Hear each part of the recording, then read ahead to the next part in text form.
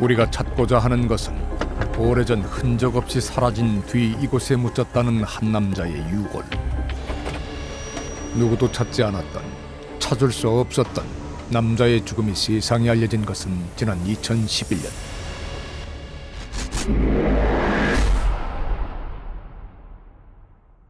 어느 날 밤 사업상 알고 지내던 한 과장과 술을 마셨다는 제보자. 그날따라 과음을 한 그가 술기운의 비밀을 털어놓은 겁니다.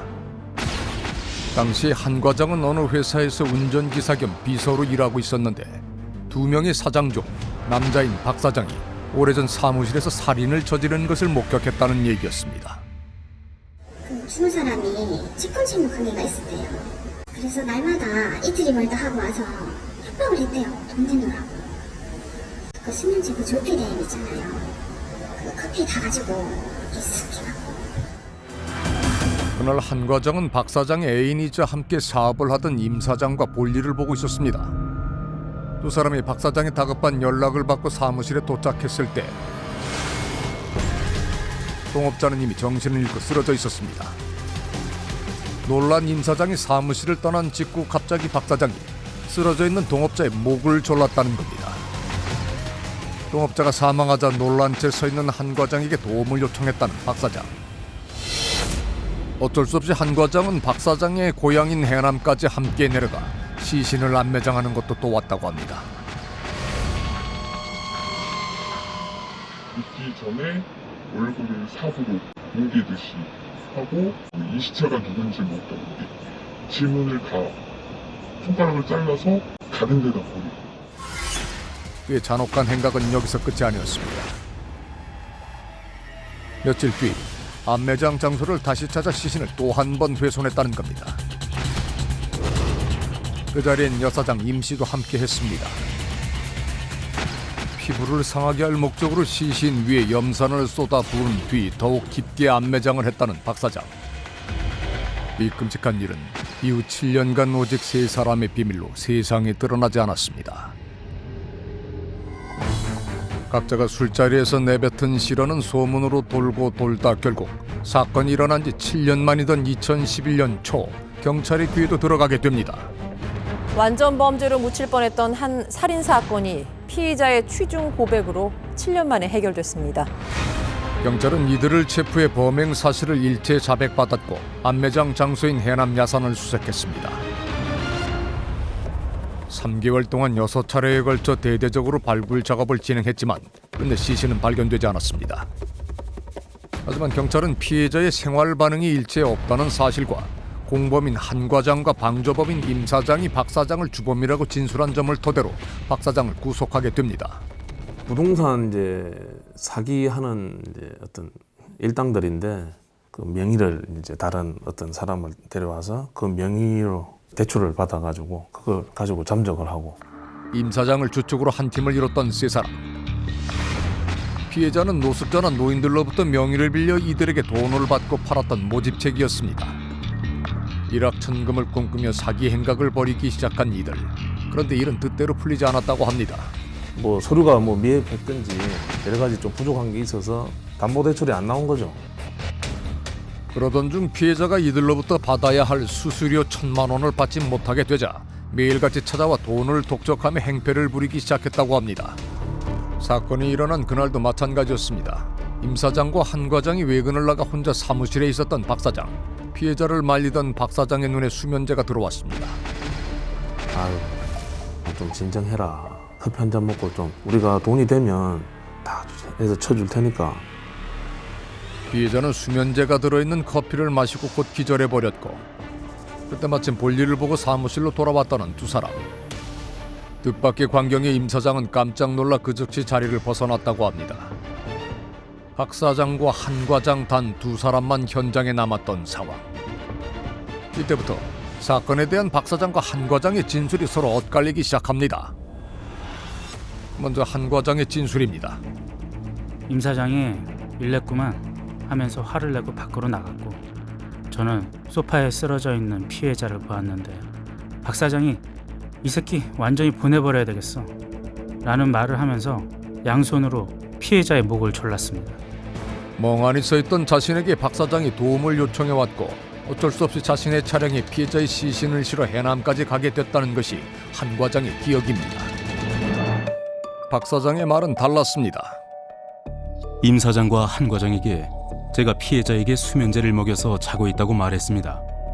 한 과장이 아무 말도 없이 한참 있다가 피해자 뒤에 가서 순간적으로 목을 졸랐습니다.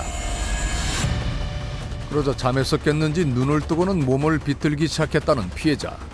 박 사장은 얼떨결에 피해자를 움직이지 못하도록 눌렀고 피해자 눈을 마주칠까 봐 두려워 고개를 돌렸다고 합니다. 그렇게 10여 분이 지나자 피해자의 몸이 서서히 늘어지더니 곧 사망하게 됐다는 겁니다.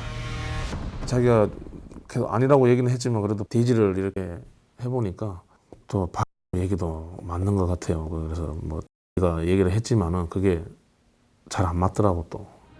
그런데 바로 다음 날 누구도 예상하지 못한 일이 벌어졌다고 합니다. 긴급 체포해가지고 왔는데 사체 없고 뭐 이렇게 했다고 검사가 불구속하라는 거예요. 불구속 상황에서 이제 한 조사를 하다 보니까 도주를 하신 거고. 그래서 도전 그때부터 이제 물론 뭐 검사 입장에서는 좀 얘 진술만 가지고 어떻게 이렇게 하냐. 피해자 사체도 없는데. 벌써 8년째 아무런 소식도 없고 흔적도 보이지 않는 한 과장. 그는 무엇이 억울해서 자취를 감췄던 걸까? 박 씨하고 이제 대질 신문을 하게 되면서 한 씨는 자신이 지금까지 말해왔던 것에 신빙성이 무너질 위험성이 있다라고 생각한 게 아닐까 싶어요. 한이라고 하는 사람이 그렇게 만약에 살해를 하는 데 있어서 뭔가 역할을 갖다가 하지 않았으면 그 이후에 시신을 유기하고 훼손하고 하는 그런 것과 그 연관된 행동을 연속적으로 했겠느냐. 그리고 뭐 나중에 수사를 받는 그 과정에서 본인이 도주를 했겠느냐. 만약 그렇다면 피해자와 금전 관계가 없는 과장이었던 그가 무슨 이유로 이런 일을 저지른 것인지 몹시 알고 싶어집니다. 한 과장의 지인들에게 그 이유를 묻자 그들은 하나같이 그가 사기단에 가담하게 된 계기에 주목해야 한다고 말합니다. 한 씨는 항상 늘 말하기로 은 씨가 고마운 사람. 그 정도면 니네 있었나 하니까 제가 죽을 때 목에다 물을 넣어준 사람입니다. 그러면 제가 조성해야죠. 대체 임 사장과 한 과장 둘 사이에 어떤 일이 있었던 걸까? 그때 내가 이제 그 장녀가 나는 합병증에 병원에 갔을 때 이제 합병증이다 그랬거든요. 그래서 이제 거기서 이제 그 1,000만 원 가까이 나왔어요. 나왔는데 그 사정을 알게 된 임 사장이 병원비 1,000만 원을 선뜻 내줬다는 겁니다. 내가 그 엄마 병원비를 줄 테니까 네가 배신만 하지 말고 다오 그런 거예요. 자신이 어려울 때 손을 내밀어줬던 임 사장에게 정작 자신은 도움을 주지 못해 괴로워하다가 우발적으로 범행을 저지르게 된 건 아닐까. 그런데 취재 도중 이들에 대해 속속들이 알고 있다는 한 남자의 연락처를 어렵게 찾아낼 수 있었습니다. 모든 사건은 핵심은 얘가 일본에서 나온 거야. 아마 진실은 얘가 알고 있을 거야. 얘가 키는 얘가 갖고 있는 거야. 사람을 직접 안 죽였을 뿐이지 사람 죽이는 얘야.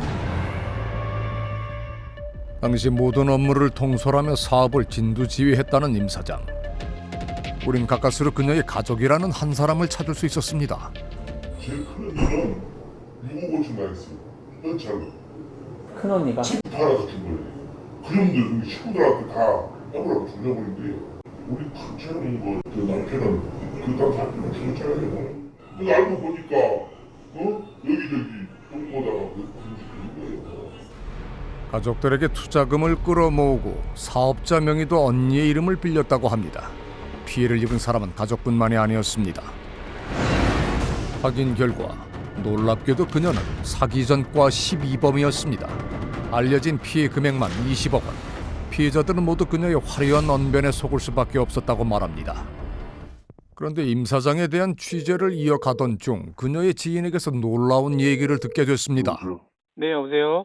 여기 연사하고 사고 난 건 아닌가? 네? 시골에 오빠가 소마구간 종산다고 연산을 사달라고 했는데 사건이 일어났던 2004년 봄, 임 사장의 부탁으로 시중에서 구할 수 없는 공업용 염산을 구해준 적이 있다는 남자. 40리터 가까이 되는 염산을 구해 한 과장의 차량에 실어줬다는 겁니다. 당시 청소용으로 염산을 사용한다는 임 사장의 말이 좀 의아했다는 남자. 암매장 장소를 다시 찾아와 시신 위에 염산을 쏟아부었던 이들. 알고 보니 그 염산을 구해준 사람이 임 사장이었다는 겁니다. 묻을 당시도 얕게 묻었고 이제 5월 중순쯤 되고 하면 장마철이 되면 사체가 나올 텐데 어떡하냐 이제 그런 식으로 걱정을 하니까 그러면 염산을 뿌려서 완벽하게 처리를 해야 되지 않겠냐. 석연치 않은 부분은 또 있었습니다. 박 사장이 피해자에게 먹인 수면제가 임 사장 책상 위에 있었다는 사실입니다. 왜 하필 임 사장의 책상 위에 그날 수면제가 놓여 있었던 걸까? 그 임의 엄마가 당시 우울증이 있어가지고 그 약 안에 그 수면제 성분이 들어있는 그 약이 있어요. 네. 약은 어머니가 먹던 신경 안정제로 당시 임 사장이 불면증으로 괴로워하자 어머니가 사무실로 직접 찾아와 건네주고 갔다는 겁니다. 진실을 아는 이는 오직 한 사람. 박 사장. 그를 만나봐야겠습니다. 그날따라 피해자가 화가 엄청나서 사무실에 왔습니다. 그래서 임 사장에게 전화를 했어요. 피해자가 이렇게 화가 많이 났다. 그러니까 임 사장이 안정제가 자기 책상에 있으니 그거라도 먹여서 안정을 시키라고 했습니다. 그렇다면 임 사장은 경찰 조사 당시 이 상황에 대해 어떻게 진술했을까? 사무실에서 어떤 남자에게 수면제를 커피에 타서 먹게 하여 목을 졸라 죽인 후 해남으로 내려가서 처리했단 말을 들었어요. 피해자의 이름을 기억하는가요?